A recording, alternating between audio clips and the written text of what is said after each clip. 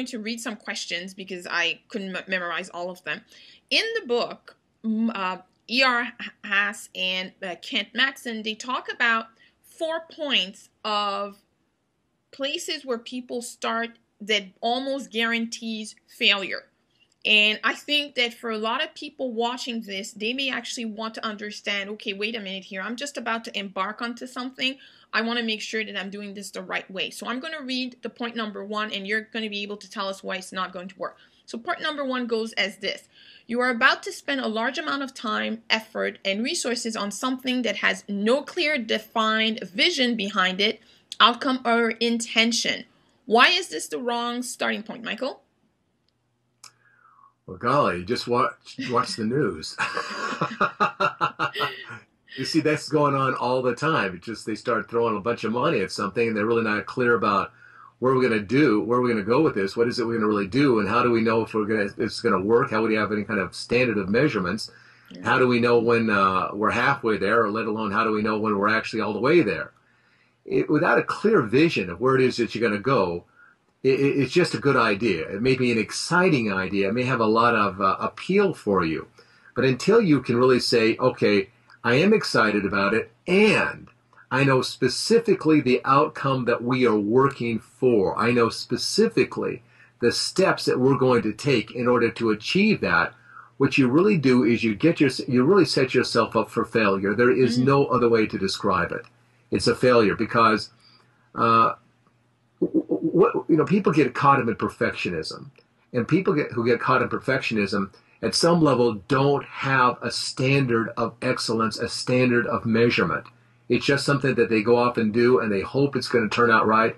But ultimately, unfortunately, what turns out with this, they reinforce their sense of incompetency. They reinforce their sense of, I am a failure. I can never do anything good enough. It's only by having a clear vision, specific steps, specific standards, specific timelines that you can see this is what has to happen when and where and how it's going to take place, that you have any possibility of seeing the outcome of success and then achieving that outcome. So vision is critical. Vision. Yeah, we've been talking about having clarity of vision. That's really great. The point number 2 is you are about to spend a large amount of time, money, efforts, and resources on something that you have no clear defined value behind, outcome or intention. Why won't it work if you don't have a defined value or defined values, should I say plural? Yeah.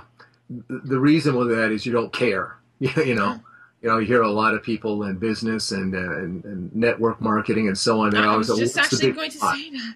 I was actually going to say network marketing, yes. Yeah, what's the big why?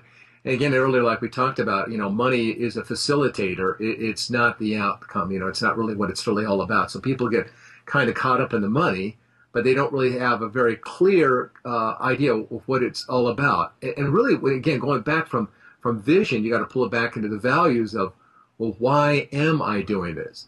Because it's going to just be a natural thing. If you're not really convinced that this is something that matters to you, that it's really going to be something that you care about, you're going to be engaged in at a real level of your head, your heart, your hands, your gut involved in it, at some point, let's be honest, you're going to become disengaged, you'll become bored.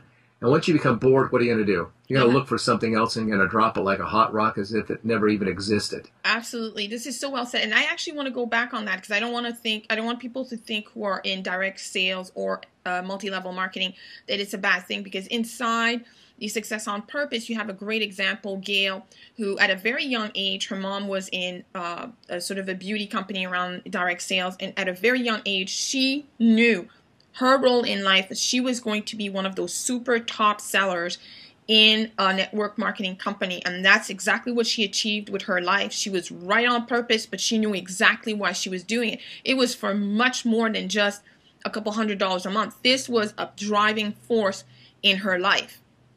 Oh yeah, I've got a client that's a master distributor in a very well-known direct marketing, multi-level company. Mm-hmm. And that's really what she's all about. She's all about making a difference, about helping other people, reaching down there and helping people pull themselves up to new places, not only financially, but, professionally, personally, their lives, their families. I mean, You got some great people in those kinds of positions, yes. and she's one of the wonderful people. Yes, okay, that's great. Just wanted to make sure that that distinction was clear. So point number 3, and that's a long one, so I'm going to read it out. You are about to commit your precious time, efforts, and resources to a course of action that you are not, you have no right to be in. I'm sorry. You have no experience, you have no training, you have no personal interest, you have no inspiration, no clarity, no conviction. Woo, that's a lot of no's. So why is this a recipe for disaster, Maikel? Well, you're the wrong person to go into that. It's like, here's the profile, or here's the job description. None of those things fit, so why even bother? I remember years ago, I was looking for a